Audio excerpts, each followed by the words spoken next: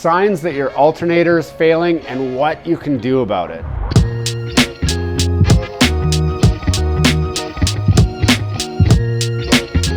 We've actually had a lot of success with a video showing how to fix a dead or dying alternator, but a lot of people are wondering, how do I know if my alternator is dying? What if I'm not totally sure? Well, I thought it'd be beneficial to just kind of talk about some of the signs that your alternator might be dying. Now, most people don't realize that one of the #1 causes for roadside breakdowns is actually a dead or dying alternator, followed closely by tire punctures and that sort of thing. But it's one of those things that just creeps up on you, and if you don't know what you're looking for, you might get surprised. But if you do know what to look for, you can spot it early before it becomes a problem. So how do you know that you might have a problem with your alternator? The first thing is your car starts slowly. So when you first go to get in your car, you stick the key in and you crank it, and it kind of cranks slowly. It used to like crank with some gusto. It used to be like rrr, rrr, vroom, and then fire right up. And now it kind of goes rrr, rrr, rrr, rrr, vroom. Now, sometimes that can mean that your battery is no good. Sometimes it can mean that your charging system's no good. So how do you know? Well, if you have a slow starting car, it's now time to check, is this the battery or is this the alternator? The easiest way to tell that would be if you have a voltmeter, okay? And I don't want to tell you guys with a lot of tools, but a voltmeter will solve a lot of problems very, very quickly. If you have a voltmeter, after the car has started, just stick the voltmeter on the battery, positive to positive, negative to negative, red to red, black to black, put it on DC voltage and read the voltage. If it reads 14 point something volts, 14.2, 14.3, 14.4, your alternator is good. If it reads anything less than 14, 13 and a half, 12.5, 11, your alternator is definitely no good and you are about to break down. I would not drive my car if I have below 12 volts because that car will die very soon. If you have 14.4 volts, stop your car, shut it off, and then use the same measurement to check the battery voltage. My guess is you probably have 11 and a half, 12 volts of power on the battery while it's just sitting there, and that's why it's starting slowly, because your battery is actually no good. So get the battery swapped out and you'll be okay. The alternator is working just fine. But what happens when it's not quite that simple? What happens when we read 14 volts, the car starts fine, but we still think something's not quite right? Well, now it's time to do a load test. Now there is special equipment to do load tests, but most of us probably don't own that special equipment. So what I personally do to load test my alternator is, and this is especially helpful at night because it'll be easier to spot what's going to happen here. I park my car facing a wall of some sort, garage, in front of your house, outside of a building, whatever, in the dark. Turn on your headlights, turn on your hazard lights, turn on your window wipers, turn on the fan in your car full blast, and then turn the rear defroster on. And what you're looking for, once you get all of that turned on and you hit that rear defroster, see if your headlights dim. If the headlights dim at all, or the dash lights dim at all as you turn the defroster on and off with everything else going, that's a good sign that your alternator might be packing it in. Now, at that point, it's time to engage a professional who can actually load test your charging system and tell you what the real problem is for sure. That is one of the indicators, especially when you're driving. If you start to notice your headlights dimming or the fan isn't as fast as it used to be, that's a really good sign that something's going on with the alternator or the battery. So keep in mind, the battery acts as a buffer for the times that there's extra load that the alternator might not be able to supply. So you want to find out which is it. Is it the battery or is it the alternator? Well, in this case, it's going to be more likely to be that alternator, and that's why having a professional scan it at that point is worthwhile. If you want to check it yourself, there is equipment that you can buy for a reasonable price, and I'll put links in the description where you can get one if you want, but a professional will check it for free or reasonably cheap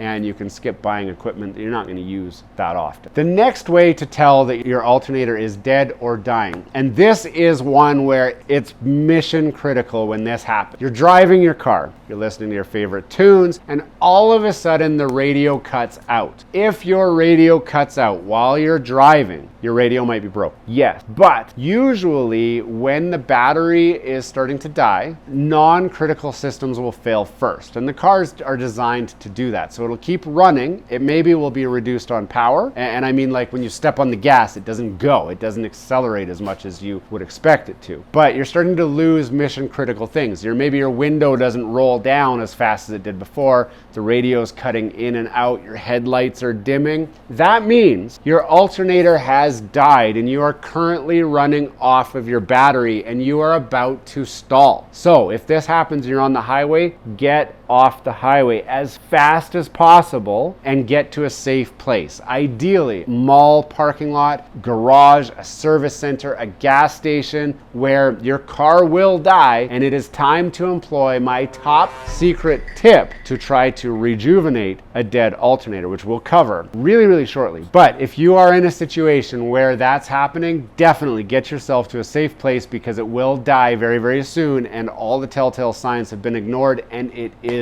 do or die time. But what happens when you make it all the way home and you shut your car off and you come back out and it doesn't start at all? You stick the key in and it just goes click, click, click, and there's nothing. A lot of people actually say, my battery is no good. And they buy a new battery and they put the new battery in, and after a few days of driving around, that battery is dead. It turns out the alternator was dead all along. The battery was probably fine. So how do you know? If you've got a dead battery, how do you know that the problem is the battery or the alternator? Well, this goes right back to the very first one that we talked about, where it starts slow and then starts running. You're gonna do the exact same thing, but in this case, the car's dead. It won't start. So one way or another, you need to get the car start. If you have a battery booster, you can jump start it yourself, get it started and running. As soon as you take the booster off of the car, does it die right away or does it keep running? If it dies right away or soon after, then your alternator is dead and your battery is just not getting charged and you're gonna need to replace and or do the top secret fix that we're gonna share shortly. If it starts and runs beautifully fine, let it run for a good 10-15 minutes just sitting there in the driveway and shut the car off and then try to start it. If it doesn't start or doesn't even try to start, if it just clicks again, your battery is no good. It's time to get a new battery. If it does, like in the first scenario where it goes rrr and then dies, your alternator might not be perfect and or the battery might not be good. So this is where we need to do that first trick again. Not really a trick. Use that tool, get the car started, check the voltage. Is the alternator putting out 14.2 to 14.4 volt? If yes, alternator's good. If no, alternator's bad and it's time for that trick. So enough stringing you guys along. What is the trick?